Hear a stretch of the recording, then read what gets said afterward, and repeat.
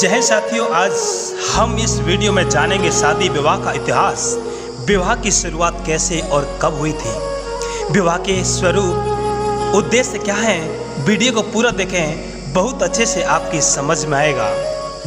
दोस्तों, जब सृष्टि का आरंभ हुआ था उस समय विवाह जैसी कोई प्रथा नहीं थी। पुरुष किसी भी स्त्री से यौन संबंध बनाकर संतान उत्पन्न कर सकता था। पुराने जमाने के लोग विवाह नहीं करते थे, बल्कि आपस में प्रेम करने वाले लड़के और लड़कियां स्वेच्छा से एक साथ रहते थे। उस समय एक व्यक्ति एक से अधिक पत्नियां वह जिसे चाहे उसे अपने साथ रखता था।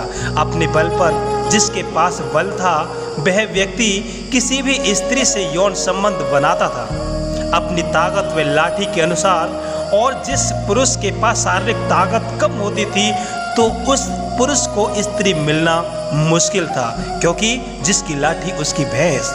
धन की व स्त्री की रक्षा सिर्फ वही कर सकता था जो शारीरिक रूप से ताकतवर था। यह व्यवस्था वैदिक काल तक चलती रही। विवाह के बारे में कई उल्लेख हैं, जैसे एक उल्लेख है परवर्ती काल में ऋषियों ने चुनौती दी थी, इसे पाशविक संबंध मानते हुए नए वैवाहिक नियम बनाए।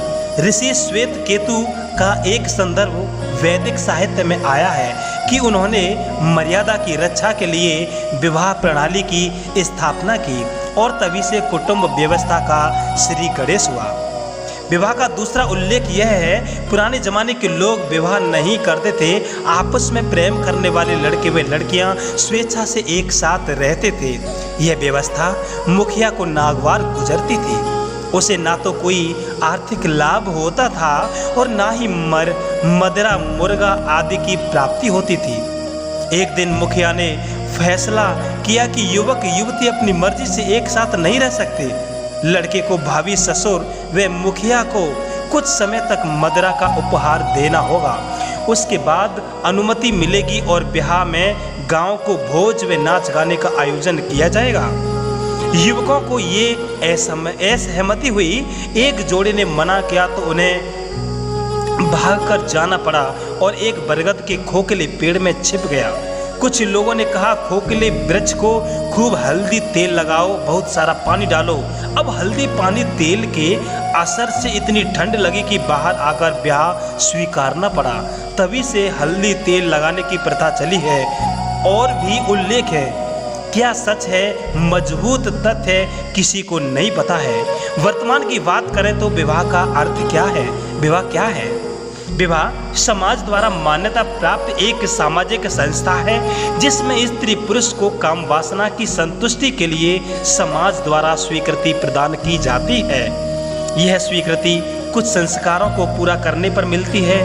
विवाह का एक रूप नहीं है, इसलिए विद्वानों ने अपने अपने मत रखे हैं। जैसे हंड एंड हार्टन के अनुसार विवाह एक स्वीकृति सामाजिक प्रणाली है जिसके अनुसार दो या दो से अधिक व्यक्ति परिवार का निर्माण करते हैं। गिलिन के अनुसार विवाह एक प्रजनन मूलक परिवार की संस्थापना का समाज द्वारा स्वीकृत तरीका है।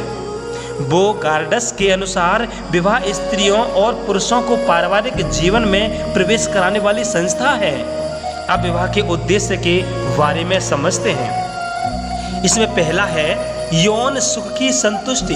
विवाह का उद्देश्य यौन सुख प्राप्त करना माना जाता है। विवाह व्यक्ति को समाज द्वारा स्वीकृति तरीके से अपनी काम वासना की तृप्ति करने का अवसर प्रदान करता है। दूसरा है संतान पैदा करना व सामाजिक स्थिति प्रदान करना। विवाह का दूसरा उद्देश्य संतान पैदा करना भी है। सभी व्यक्ति अपना वंश आगे चलाना चाहते हैं, इसलिए संतान पैदा करते हैं। तीसरा है आर्थिक तथा सामाजिक उद्देश्य। कुछ विद्वानों के अनुसार स्त्री पुरुष विवाह गृहस्थी का निर्माण करते हैं, इसलिए गृहस्थी चलाने हेतु आर्थिक व सामाजिक दृष्टि से भी सहयोग देते हैं। चौथा है परिवार का निर्माण करना। विवाह में स्त्री और पुरुष पत्नी व पति के रूप में परिवार का निर्माण करते हैं। पांचवा है मनोवैज्ञानिक उद्देश्य। यह विवाह मानसिक संतोष के कारण ही परिवार के सदस्य एक दूसरे के लिए बड़े से बड़ा कष्ट सहन करने को भी तत्पर हैं। छठा है संबंधों में स्थायित्व। विवाह संस्था समाज द्वारा स्वीकृति होती है, इसलिए यह समाज में स्थायी संबंधों की स्थापना और उन्हें स्थायित्व प्रदान करने में सहायक है। अब विवाह के स्वरूप के बारे में बात करते हैं। विवाह के दो स्वरूप हैं। पहला है जीवन साथी की संख्या के आधार पर, दूसरा है यौन संबंधी सीमाओं के आधार पर। अब इन्हें समझते हैं। जिसमें पहला है जीवन साथी की संख्या के आधार पर। इनके दो रूप हैं, एक विवाह और दूसरा है बहुविवाह। एक विवाह की बात करें तो जिसमें एक पुरुष एक स्त्री के साथ, एक स्त्री एक ही पुरुष के साथ शादी करती है।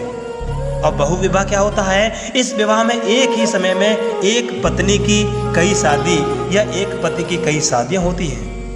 अब दूसरा पॉइंट है यौन संबंधी सीमाओं के आधार पर। इनके दो रूप हैं, अंतर्विवाह, बहिर्विवाह। अंतर्विवाह जब किसी व्यक्ति को अपना विवाह अपने समूह के भीतर ही करना पड़ता है तो उसे अंतर्विवाह कहते हैं। इसमें अपनी जाति में विवाह करना अनिवार्य है, पर निकट रक्त संबंधी से विवाह करना मना है। बहिर्विवाह वह व्यवस्था है जिसके अनुसार एक व्यक्ति को विवाह किसी निश्चित समूह अथवा वर्ग के बाहर करना पड़ता है। साथियों, वीडियो को शेयर करें, लाइक करें। फिर मिलते हैं विवाह पार्ट 2 के साथ। टीचर सर को दीजिए विदा। तब तक के लिए जय हिंद।